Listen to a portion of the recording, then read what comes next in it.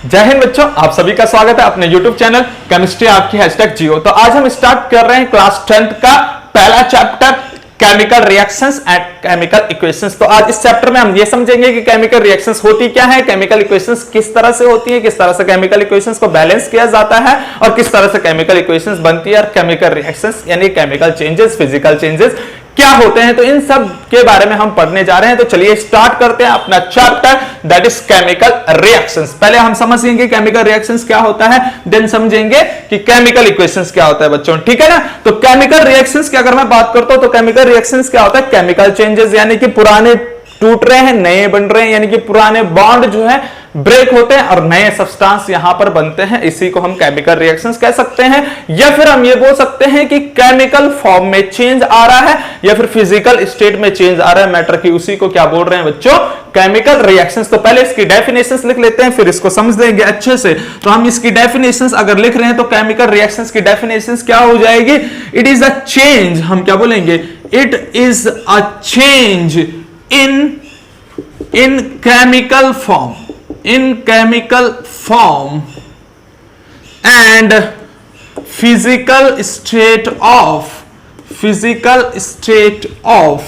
matter। Is it clear, आया समझ में। यानी कि यहां पर दो बातें कर रखी हैं बच्चों कि केमिकल रिएक्शन जो है एक चेंज है, एक जो है परिवर्तन है, किसमें, केमिकल फॉर्म में और फिजिकल स्टेट मैटर की केमिकल फॉर्म में एक परिवर्तन है और फिजिकल स्टेट में एक परिवर्तन है। यानी कि हो सकता है कि केमिकल फॉर्म का मतलब अगर हम बात करें कि केमिकल फॉर्म में चेंज आ रहा है, केमिकल फॉर्म में चेंज आ रहा का मतलब क्या होता है कि पुराने से नया बन रहा है, यानी कि ओल्डेस्ट बॉन्ड टूट रहे हैं और न्यू बॉन्ड फॉर्म हो रहे हैं, एक नया बॉन्ड जो है बन रहा है। तो इसी को हम क्या बोल रहे हैं यहां पर, केमिकल फॉर्म में चेंजेस आना। तो केमिकल फॉर्म में चेंज आना जरूरी है। वो कब आता है, जब पुराने बिछड़ते हैं और नए बनते हैं। तो पुरानों का बिछड़ना भी जरूरी है, पुरानों का टूटना भी जरूरी है, पुराने रिश्ते टूटने भी जरूरी है, ठीक है बच्चों। तो कभी भी मायूस नहीं होना है कि यार मेरे दोस्त ने मुझे छोड़ दिया और उसी चक्कर को, उसी को जो है दिल से लगा के बैठा और इस कारण अपनी पढ़ाई को भी सत्यानाश कर दिया। तो ऐसे कभी नहीं करना है, इंजॉय करना है इन चीजों को। जब पुराना जाएगा तभी तो नया आएगा। तो इन चीजों को क्या करना है बच्चों, इंजॉय करना है। दिमाग से नहीं लेना है, दिल से नहीं लेना है। दिल से लेना है तो केवल पढ़ाई, दिमाग से लेनी है तो केवल पढ़ाई। Is it clear. तो चलिए हम बात कर लेते हैं आगे। तो होता क्या है, केमिकल फॉर्म यानी कि पुरानों का बिखरना और नए का बनना, दैट इज केमिकल फॉर्म। और फिजिकल स्टेट का मतलब है बच्चों, ध्यान से सुन लीजिए। आपको पता है फिजिकल स्टेट मैटर की क्या होती है, बेसिकली सॉलिड, लिक्विड, गैस होते हैं। उसके अलावा दो और भी होती हैं, plasma, Bose, Einstein, condensed state. लेकिन हम केवल बात कर रहे हैं 3 स्टेट की यहां पर, क्योंकि हमारे सिलेबस में ही 3 स्टेट है कि सॉलिड, लिक्विड एंड गैसेस। तो इसमें भी क्या होता है, आपस में एक्सचेंज होता है, यानी कि सॉलिड लिक्विड में भी बनता है, लिक्विड जो है गैसेस में भी बनता है। इस तरह से वापस भी ये चेंजेस होता है, यानी कि मैटर के स्टेट में चेंज आ रहा है। तो उसी चेंजेस को हम क्या बोल सकते हैं, वहां पर एक केमिकल रिएक्शन हो रही है। Is it clear. तो ये हमारे पास हो गया कि it is a change of chemical reactions and physical state of matters called chemical reactions. Is it clear. तो इसकी दूसरी डेफिनेशंस भी देख लेते हैं। इसकी दूसरी डेफिनेशंस कुछ इस तरह से, कुछ इस तरह, गाना नहीं गाना, ठीक है। तो इसका जो है दूसरी रिएक्शंस का दूसरा जो डेफिनेशन है वो किस तरह से हमारे पास हो जाएगा, bond breaking of oldest substances. हम क्या लिख देंगे यहां पर बच्चों, bond breaking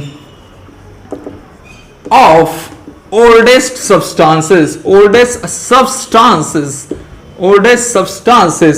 and bond formed between new substance। Is it clear, आ गया होगा समझ में। यानी कि हमारे पास यहां पर क्या बोल रहा है कि ओल्ड सब्सटेंस के बीच में बॉन्ड टूट रहा है ना, और नए सब्सटेंस के बीच में बॉन्ड बन रहा है। तो इसीलिए हम बात करते हैं कि बॉन्ड को टूटना बहुत जरूरी है। फॉर एग्जांपल समझ लीजिए कि हमारे पास यहां पर मान लीजिए मैंने ए और ए ले रखा है, ठीक। और यहां पर B और B ले रखा है, A के कंपाउंड्स ले रखे हैं, B के कंपाउंड्स ले रखे हैं, आपस में रिएक्ट करा रहा हूं और तब जाके क्या बन रहा है, A और B बन रहा है। तो ध्यान दीजिए ये A और B का बन रहा होगा बच्चों जब यहां पर ये टूट रहा होगा, जब A के बीच का बॉन्ड टूट रहा होगा और B के बीच का बॉन्ड टूट रहा होगा, इनका आपस का रिश्ता टूट रहा होगा और इस पे एक दूसरे के बीच में रिश्ता बन रहा है और एक नया रिश्ता बन गया। इस रिश्ते को क्या कहते हैं, क्या कहते हैं, दैट इज केमिकल रिएक्शंस, यानी कि बॉन्ड ब्रेकिंग। हम यहां पर क्या लिख सकते हैं, यहां पर बॉन्ड ब्रेक हो रहा है, तो यहां पर कौन सी प्रोसेस हो रही है, बॉन्ड ब्रेकिंग। क्या हो रहा है बच्चों, बॉन्ड ब्रेकिंग हो रहा है यहां पर, और यहां पर क्या हो रहा है, बॉन्ड फॉर्मेशंस। क्या हो रहा है, बॉन्ड फॉर्मेशंस। एक बात और ध्यान रखना बच्चों, जब भी बॉन्ड टूटते हैं तो इस बॉन्ड को टूटने के लिए एनर्जी की रिक्वायरमेंट होती है। तो एनर्जी की जब रिक्वायरमेंट होती है तो इसको हम कहते हैं एंडोथर्मिक प्रोसेस। तो हम क्या बोल रहे हैं, बॉन्ड को तोड़ने के लिए, मान लीजिएगा ये हमारे पास कोई बॉन्ड बना हुआ है और इसको तोड़ने के लिए क्या चाहिए, एनर्जी की रिक्वायरमेंट होती है ना। तो इस एनर्जी को हम क्या बोल रहे हैं, यहां पर ये सिस्टम के अंदर ये एनर्जी लग रही है, रिक्वायरमेंट ऑफ एनर्जी लग रही है, यानी कि रिक्वायरमेंट ऑफ एनर्जी को ही हम कौन सी प्रोसेस बोलते हैं, एंडोथर्मिक प्रोसेस। एंडो का मतलब होता है अंदर और थर्मिक मतलब टेम्परेचर, यानी कि अंदर टेम्परेचर चाहिए, यानी कि रिक्वायरमेंट है वहां पर। तो यहां पर रिक्वायरमेंट ऑफ टेम्परेचर है, हम क्या बोलेंगे, यहां पर क्या है बच्चों, requirement of temperature, requirement of temperature. इस वजह से इसको क्या कह रहे हैं, कॉल्ड एंडोथर्मिक प्रोसेस। क्या कह रहे हैं, एंडोथर्मिक प्रोसेस। इसके बारे में हम आगे भी अच्छे से समझेंगे, यहां पर बस थोड़ा सा बेसिकली समझ लिया कि बॉन्ड ब्रेकिंग हमेशा एक एंडोथर्मिक प्रोसेस होती है। और जब भी बॉन्ड बनते हैं, यानी कि जब भी आपस में बॉन्ड बनते हैं तो वहां से एनर्जी निकलती है ना। जब दो चीजें आपस में इस तरह से टकरा रही हैं तो वहां से क्या हो रहा है, some amount of energy will be release, कुछ एनर्जी वहां से निकलती है, कुछ ऊर्जा वहां से निकलती है। तो हम बोल रहे हैं यहां पर बॉन्ड बन रहे हैं तो यहां से ऊर्जा निकल रही है, एनर्जी निकल रही है। तो हम यहां से बोलेंगे यहां पर एनर्जी इवॉल्व हो रही है, तो यहां पर एक्सोथर्मिक प्रोसेस हो जाएगा, है ना। तो यहां पर क्या हो रहा है, एनर्जी इवॉल्व हो रही है, यहां पर एनर्जी इवॉल्व हो रही है, इवॉल्व। ठीक है बच्चा, तो इसको हम क्या कहेंगे, exothermic reactions. Is it clear, that is exothermic process. इसको प्रोसेस लिख लेते हैं, exothermic reactions and endothermic reactions हम आगे भी अच्छे से पढ़ेंगे। तो यहां पर एनर्जी का इवोल्यूशन हो रहा है, उस इवोल्यूशन को हम इस तरह से डेल्टा से दिखाते हैं और यहां पर इस तरह से ये एनर्जी इवॉल्व हो रही है। ठीक, ये डेल्टा साइन होता है बच्चों हीट का। इज इट क्लियर, तो जहां पर भी बॉन्ड का फॉर्मेशन होता है तो वहां पर हीट इवॉल्व होती है, एनर्जी निकलती है, और उस एनर्जी जब निकलती है तो हम क्या बोलते हैं, एक्सोथर्मिक प्रोसेस हो रहा है। और जहां पर एनर्जी की रिक्वायरमेंट होती है तो वहां पर हम बात करते हैं एंडोथर्मिक रिएक्शंस। यहां पर क्या हो रहा है, रिक्वायरमेंट ऑफ एनर्जी, यहां पर ये लिख देते हैं requirement of energy, requirement of energy. Is it clear, इतना समझ में आ गया। तो मेरे हिसाब से इतना तो बेसिकली समझ में आ गया होगा। अब हम जो है केमिकल रिएक्शंस के कंपोनेंट के बारे में पढ़ते हैं आगे, पहले इतना छाप लीजिए।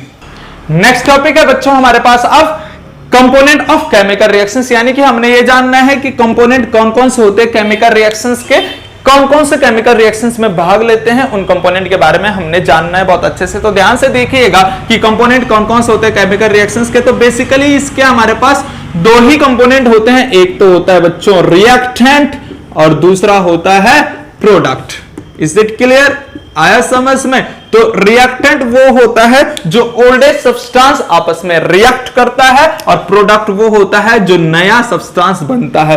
इसका मतलब रिएक्टेंट में हम बोलेंगे कि यहां पर बॉन्ड ब्रेक हो रहा है, प्रोडक्ट में बोलेंगे यहां पर बॉन्ड बन रहा है, उसके बारे में भी अच्छे से अभी पढ़ेंगे। तो सबसे पहले हम इसकी बात कर लेते हैं कि रिएक्टेंट भी जो है इसके भी फर्दर अपने आप में दो कंपोनेंट है बच्चों, क्या क्या, एक तो है सॉल्यूट और दूसरा है सॉल्वेंट। Is it clear? और इन्हीं दोनों को मिलाकर, इन्हीं दोनों का मिलन करके क्या बनता है, सॉल्यूशन बनता है। और उस सॉल्यूशन को हम क्या बोल रहे हैं, प्रोडक्ट। आया समझ में? यानी कि हमें इतना पता होना चाहिए कि किसी भी केमिकल रिएक्शंस के दो कंपोनेंट होते हैं, एक तो रिएक्टेंट और एक प्रोडक्ट। वहीं पर रिएक्टेंट के भी फर्दर दो कंपोनेंट होते हैं, एक तो सॉल्यूट और एक solvent. Is it clear?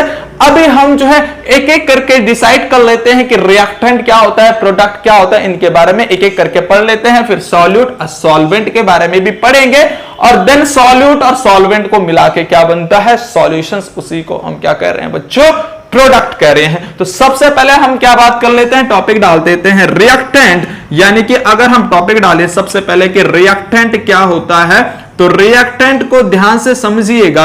Reactant के बारे में मैं क्या क्या लिख सकता हूं और क्या क्या हम लिख सकते हैं, क्या क्या समझ सकते हैं। रिएक्टेंट हम क्या बोलेंगे कि रिएक्टेंट वो ओल्डेस्ट सब्सटेंस है किसी भी केमिकल रिएक्शंस में। यानी कि केमिकल रिएक्शंस का वो ओल्डेस्ट सब्सटेंस जो आपस में रिएक्ट कर रहा है और प्रोडक्ट का फॉर्मेशंस कर रहा है। तो हम क्या बोलेंगे, रिएक्टेंट क्या है, reactant are the component of chemical reactions which react together to form a new substance called a product. जो एक नया सब्सटेंस बनता है यानी कि प्रोडक्ट बनता है, उसी को हम क्या कहेंगे, रिएक्टेंट कहेंगे। जो रिएक्टेंट क्या कर रहा है, प्रोडक्ट का फॉर्मेशंस वहां पर कर रहा है, ठीक है ना। तो हम क्या बोलेंगे कि रिएक्टेंट आर द, हम क्या बोलेंगे, it is the component, it is the component of chemical reactions। ये क्या है, एक केमिकल रिएक्शंस का कंपोनेंट है which react together, which react, जो आपस में रिएक्ट कर रहे हैं, which react together और singly, अपने आप में भी रिएक्ट कर सकता है और साथ में भी रिएक्ट कर सकता है किसी दूसरे के। विच रिएक्ट टुगेदर और सिंगली, इसको हम इस तरह से लिख देंगे, टुगेदर और सिंगली, और singly to form a new substance. To form a new या फिर मोर देन वन हो सकता है, तो यहां पर केवल इतना लिखिए, टू फॉर्म न्यू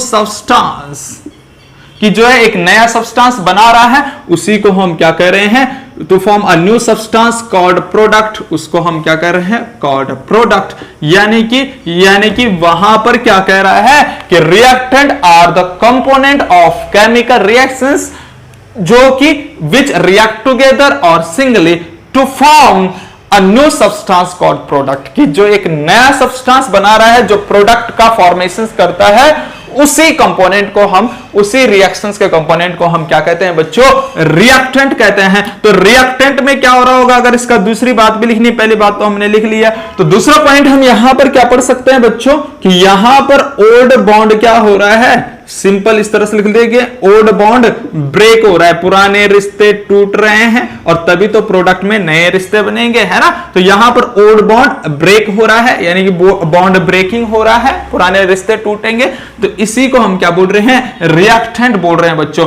और ऐसे ही डेफिनेशंस हम किसकी लिख देंगे, प्रोडक्ट की। तो पहले यहां पर समझ लेते हैं रिएक्टेंट के फर्दर दो कंपोनेंट है, सॉल्यूट एंड सॉल्वेंट। तो यहां पर सबसे पहले हम इसके दो कंपोनेंट के बारे में भी समझ लेते हैं। एक कंपोनेंट है हमारे पास सॉल्यूट और दूसरा है सॉल्वेंट। तो सॉल्यूट के बारे में अगर हम समझें कि सॉल्यूट क्या होता है, तो सॉल्यूट हम क्या बोलेंगे कि ये अब किसका कंपोनेंट है, रिएक्टेंट का कंपोनेंट है, जो कि कम मात्रा में पाया जाता है। हम बोलेंगे ऐसा रिएक्टेंट या फिर component of reactant which is present in less amount, जो कि कम अमाउंट में प्रेजेंट होती है, उसी को हम क्या कह रहे हैं, सॉल्यूट कह रहे हैं, है ना। हम सिंपल यहां पर लिख लेंगे कि present in less amount plus anti, that is plus anti, that is present in less amount. जो लेस अमाउंट में है यार, उसी को हम क्या कह रहे हैं, उसी को हम क्या कह रहे हैं, सॉल्यूट कह रहे हैं बच्चों। और ऐसे अगर हम सॉल्वेंट का जिक्र करें तो सॉल्वेंट क्या हो जाएगा, जो लार्ज अमाउंट में प्रेजेंट होता है ना। यहां पर हम सॉल्वेंट की बात कर रहे हैं, तो सॉल्वेंट हमारे पास क्या हो जाएगा, प्रेजेंट इन लार्ज अमाउंट। यानी कि ये हम ऐसे लिख सकते हैं, प्रेजेंट इन और लेस की जगह पे क्या आ जाएगा, large amount. Is it clear? यहां पर ये ज्यादा मात्रा में पाया जाता है और सॉल्यूट जो है कम मात्रा में पाया जाता है। तो इसी तरह से हम क्या बोल सकते हैं, इसको डिफाइन कर सकते हैं।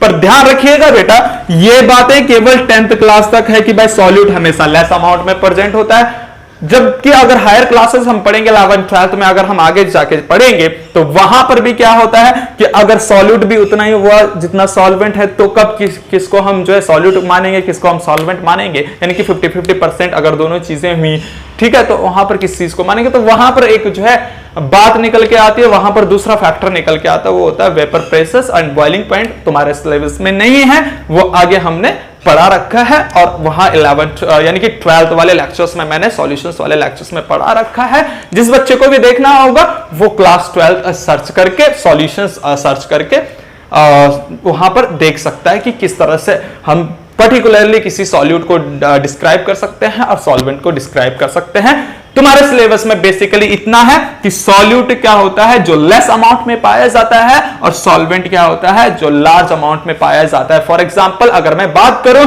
कि 1 गिलास पानी लो और 1 चम्मच चीनी डाल दो, ठीक, तो वो 1 चम्मच चीनी क्या है, कम मात्रा में है, तो वो सॉल्यूट हो गया। वो कम मात्रा में 1 चम्मच चीनी क्या हो गया, सॉल्यूट हो गया। और सॉल्वेंट क्या होगा, 1 गिलास पानी, यानी कि वो ज्यादा है। Is it clear? तो आया समझ में कि सॉल्यूट क्या होता है, सॉल्वेंट क्या होता है। ऐसे हम प्रोडक्ट की बात भी कर लेते हैं, तो प्रोडक्ट को इसी से डील करेंगे कि प्रोडक्ट क्या होता है। Is it clear? तो प्रोडक्ट का अगर हम ध्यान से समझें तो प्रोडक्ट यहां पर क्या है कि एक न्यू सब्सटेंस बनता है, किससे टूट के, रिएक्टेंट से टूट के, रिएक्टेंट के बॉन्ड टूट के एक नया सब्सटेंस बन रहा है, उसी को हम क्या कर रहे हैं, प्रोडक्ट कर रहे हैं बच्चों, ठीक है ना। तो इसी नए सब्सटेंस को हम क्या बोल रहे हैं, ये नया सब्सटेंस किसी केमिकल रिएक्शंस के दौरान बनता है और इसी को हम क्या कर रहे हैं, प्रोडक्ट कर रहे हैं। तो हम यहां पर सिंपली ये लिख सकते हैं न्यू सब्सटेंस, यानी कि न्यू सब्सटेंस फॉर्म्ड, इस तरह से सिंपली हम लिख सकते हैं new substances are formed during chemical reactions, यानी कि केमिकल रिएक्शंस, केमिकल अभिक्रिया के दौरान जो नए रिश्ते बनते हैं उसी को हम क्या कह रहे हैं, उसी को हम क्या कह रहे हैं, प्रोडक्ट कह रहे हैं। तो हम बोल रहे हैं कि अ new substance form during chemical reactions from, कहां से बन रहा है, कहां से बन रहा है, फ्रॉम रिएक्टेंट, यानी कि रिएक्टेंट से बन रहा है, तो उसी को हम क्या कर रहे हैं बच्चों, प्रोडक्ट कर रहे हैं। अब रिएक्टेंट के बॉन्ड वहां पर ब्रेक हो रहे थे, यहां पर क्या हो रहा है, बॉन्ड का फॉर्मेशन होता है। तो हम दूसरी बात यहां पर लिख सकते हैं कि यहां पर बॉन्ड जो है फॉर्म होते हैं, यानी कि यहां पर नए रिश्ते बनते हैं। तो यहां पर हम इस तरह से लिख देंगे न्यू बॉन्ड, है ना, यानी कि नए रिश्ते बनते हैं और ये रिश्ता क्या कहलाता है, ये रिश्ता प्रोडक्ट कहलाता है। Is it clear? तो पुराने बॉन्ड को टूटना जरूरी है, तभी तो नया बनेगा, जब पुराना जाएगा तभी तो नया आएगा। इज इट क्लियर बच्चों? तो समझ लीजिए इस बात को पूरा का पूरा अच्छे से। ऐसे हम एक एग्जांपल ले लेते हैं, मान लीजिएगा हम यहां पर थोड़ा सा एग्जांपल लेते हैं, 2-3 एग्जांपल ले लेते हैं कि किस तरह से हम सॉल्यूट और सॉल्वेंट को डिफाइन कर सकते हैं। कि मान लीजिए हमारे पास क्या है, शुगर, इज इट क्लियर, और वाटर हमने वहां पर रखा, क्या बन गया, शुगर सॉल्यूशन बन गया बेटा, ठीक। ऐसे हमने बात करा, सॉल्ट ले लिया मान लीजिए, और यहां पर वाटर ले लिया और क्या बन गया, सॉल्ट सॉल्यूशन बन गया, सॉल्ट सॉल्यूशन बन गया। Is it clear? तो यहां पर ध्यान दीजिएगा, ये शुगर और ये सॉल्ट क्या होगा, लेस अमाउंट में, तो ये हमारे पास क्या हो जाएंगे बच्चों, ये हो जाएगा सॉल्यूट, ठीक है। और यहां पर वाटर क्या हो जाएगा, लार्ज अमाउंट में, तो ये हो जाएगा सॉल्वेंट। और यहां पर ये जो सॉल्यूशन बने, चाहे शुगर सॉल्यूशन चाहे सॉल्ट सॉल्यूशन, तो ये यहां पर हो जाएगा प्रोडक्ट। तो हम बोल रहे हैं सॉल्यूट प्लस सॉल्वेंट मिलके क्या बनता है, सॉल्यूशन बनता है, और उसी को हम क्या कह रहे हैं, प्रोडक्ट कह रहे हैं। Is it clear? एक बात और ध्यान रखना बच्चों कि जो ये वाटर है, इस वाटर को हम यूनिवर्सल सॉल्वेंट के नाम से भी जानते हैं। इस बात को याद ऊपर लिख लेते हैं याद रखने के लिए कि वाटर गॉड H2O को जो है हम क्या कहते हैं, यूनिवर्सल सॉल्वेंट भी कहते हैं, है ना। यूनिवर्सल सॉल्वेंट मतलब मैक्सिमम अमाउंट ऑफ सॉल्यूट को क्या कर सकता है, ये डिसॉल्व कर सकता है, इस वजह से हम इसको यूनिवर्सल सॉल्वेंट कहते हैं। और इसका जो है मैक्सिमम अमाउंट ऑफ सॉल्यूट क्यों डिसॉल्व कर रहे हैं, क्योंकि इसका डाइइलेक्ट्रिक कांस्टेंट क्या होता है, डाइइलेक्ट्रिक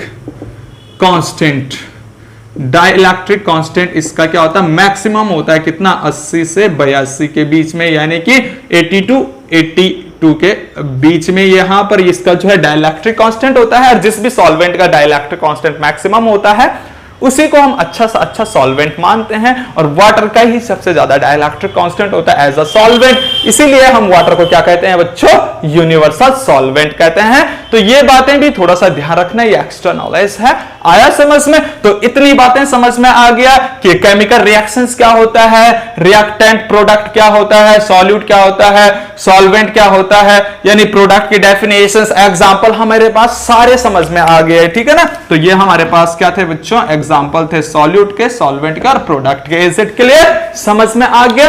अब आगे बढ़ते हैं। तो अब हमारे पास नेक्स्ट टॉपिक है बच्चों physical changes and chemical changes. Physical changes क्या होते हैं, फिजिकल चेंजेस का मतलब है भौतिक परिवर्तन और केमिकल चेंजेस का मतलब है रासायनिक परिवर्तन। यानी कि हमने यहां पर पढ़ना है कि भौतिक परिवर्तन क्या होते हैं, रासायनिक परिवर्तन क्या होते हैं, उसके बारे में हमने यहां पर जिक्र करना है। तो सबसे पहले हम बात कर रहे हैं फिजिकल चेंजेस, यानी कि हम बात कर रहे हैं बच्चों किसका, फिजिकल चेंजेस। देन हम बात करेंगे केमिकल चेंजेस, ठीक है। और फिजिकल चेंजेस बहुत आसान है, इसको समझना बहुत आसान है। ऐसा है जैसे लड्डू, तो ध्यान से सुनना बच्चों, यहां पर हम क्या बात कर रहे हैं, फिजिकल चेंजेस में सबसे पहली बात ये याद रखनी कि यहां पर मैटर के फिजिकल स्टेट में चेंज आता है, यानी कि हम क्या लिखेंगे, change in physical state of matter, physical state of matter. Matter की फिजिकल स्टेट में क्या होता है, चेंजेस होता है। मतलब हमने मैटर की 3 स्टेट पढ़ी है ना बच्चों, अभी कौन कौन सी, हमने सबसे पहले बात कर रही है कि सॉलिड होता है, देन लिक्विड होता है और देन गैस होता है। इस तरह से हमने अभी पहले भी बात करी है इस चीज की, और या फिर 9th में भी तुमने पढ़ा होगा सॉलिड लिक्विड गैस, ठीक। तो यहां पर जो है ये सॉलिड स्टेट मैटर की जो है हो सकता है लिक्विड में जाए, ठीक, और हो सकता है लिक्विड स्टेट जो है गैसेस में जाए। तो इस तरह से सॉलिड स्टेट कन्वर्ट हो रहा है लिक्विड स्टेट में, लिक्विड स्टेट कन्वर्ट हो रहा है गैसेस स्टेट में, और इसी तरह से ये वापस भी हो सकता है, रिवर्स भी हो सकता है। इस तरह से गैस जो है लिक्विड में आ सकता है, लिक्विड जो है सॉलिड में आ सकता है, ठीक। तो इस तरह से हमारे पास स्टेट में क्या हो रहा है, चेंज हो रहा है। ऐसे हम क्या बोल सकते हैं बच्चों कि जो है सॉलिड डायरेक्ट किस में जा सकता है, गैसेस में जा सकता है, और गैस डायरेक्ट जो है सॉलिड बन सकती है। तो यहां पर इस तरह से हमने 9th क्लास में भी पढ़ा है। तो यहां पर सारा का सारा क्या हो रहा है, मैटर के स्टेट में चेंज आ रहा है, मैटर की अवस्थाएं, यानी कि जो है मैटर की पदार्थ, मैटर क्या होता है पदार्थ, पदार्थ की अवस्थाओं में क्या आ रहा है, परिवर्तन आ रहा है, मैटर की स्टेट में चेंजेस आ रहे हैं। इसी चेंजेस को हम क्या बोलते हैं, फिजिकल चेंज। तो हमने वहां पर क्या पढ़ा था 9th क्लास में, या फिर प्रीवियस लेक्चर्स यानी प्रीवियस क्लासेस में हमने क्या पढ़ा था इसके बारे में, कि जब भी सॉलिड लिक्विड में कन्वर्ट होता है तो उस प्रोसेस को क्या कहते हैं बच्चों, मेल्टिंग। क्या कहते हैं, मेल्ट हो रहा है तो मेल्टिंग हो गया। और जब लिक्विड गैस में कन्वर्ट होता है तो उसको क्या कह रहे हैं, इवेपोरेशंस या फिर वेपोराइजेशंस। हम क्या कह रहे हैं उसको, इवेपोरेशंस, इवेपोरेशंस या फिर वेपोराइजेशंस भी बोल सकते हो। ऐसे ही जब गैस जो है लिक्विड स्टेट में आता है तो उस प्रोसेस को कहते हैं बेटा कंडेंसेशन। क्या कहते हैं, कंडेंसेशन, ठीक। और ऐसे ही जब लिक्विड सॉलिड में आता है तो उसको कहते हैं फ्रीजिंग। क्या कहते हैं, फ्रीजिंग, ठीक है, या फिर सॉलिडिफिकेशन। और ऐसे जब सॉलिड गैसेस में डायरेक्टली कन्वर्ट हो रहा है तो उसको कहते हैं बच्चों सब्लिमेशंस। Is it clear? क्या कह रहे हैं, सब्लिमेशंस। और ऐसे ही जब जो है गैसेस सॉलिड में आता है तो उसको भी क्या कहते हैं, सब्लिमेशंस कहते हैं। Is it clear? तो इस तरह से हमारे पास क्या हो रहा है, यहां पर स्टेट में चेंज हो रहा है, मैटर के स्टेट में चेंज हो रहा है, तो उसी को हम क्या कह रहे हैं, फिजिकल स्टेट। फॉर एग्जांपल यहां पर एक एग्जांपल समझ लेते हैं। एग्जांपल क्या समझ लेते हैं कि मान लीजिए H2O है, तो H2O यहां पर 0 डिग्री सेंटीग्रेड पे भी है, हम बोलेंगे यहां पर 0 डिग्री सेंटीग्रेड पे भी H2O है, यहां पर भी H2O है, और यहां पर टेम्परेचर ले लिया 25 डिग्री सेंटीग्रेड, और यहां पर भी H2O है, और यहां पर हमने टेम्परेचर ले लिया क्या, मान लीजिए 100 डिग्री सेंटीग्रेड। तो अब देखिएगा, ध्यान से सुन लीजिए बच्चों, तो इसमें जो होगा ये वाला H2O जो होगा, यहां पर जो 0 डिग्री सेंटीग्रेड पे जो H2O होगा वो यहां पर सॉलिड फॉर्म में होगा, किसके, आइस में पाया जाएगा, है ना। ऐसे ही यहां पर क्या है कि यहां पर हम बात कर रहे हैं, यहां पर जो लिक्विड स्टेट पे होगा, रूम टेम्परेचर पे जो H2O होगा वो किसकी फॉर्म में होगा, वाटर की फॉर्म में होगा, ठीक है बच्चों। और ऐसे ही यहां पर जो है अगर टेम्परेचर बढ़ा दिया जाए तो उस टेम्परेचर पे क्या होगा, वो गैस फॉर्म में होगा और उसको हम क्या कहेंगे, वाटर वेपर। क्या कहेंगे बच्चों, water vapour. Is it clear, आया समझ में? ठीक है, तो ऐसे हमने सबसे पहली बात कर ली कि फिजिकल स्टेट में क्या होता है, फिजिकल चेंजेस में क्या होता है, फिजिकल स्टेट में मैटर का परिवर्तन आता है, चेंजेस आता है। दूसरी बात हम क्या बात कर लेते हैं, दूसरा पॉइंट भी बहुत इंपॉर्टेंट है यहां पर। दूसरा पॉइंट किस तरह से है हमारे पास यहां पर, दूसरा पॉइंट कि यहां पर मैटर के कंपोजिशंस में कोई चेंज नहीं आता है, यानी कि यहां पर कंपोजिशंस रिमेन अनचेंज। हम क्या लिख सकते हैं, मैटर की कंपोजिशंस यहां पर चेंज नहीं होती हैं, तो हम बोलेंगे यहां पर कंपोजिशंस ऑफ मैटर, यहां पर क्या लिख दिया,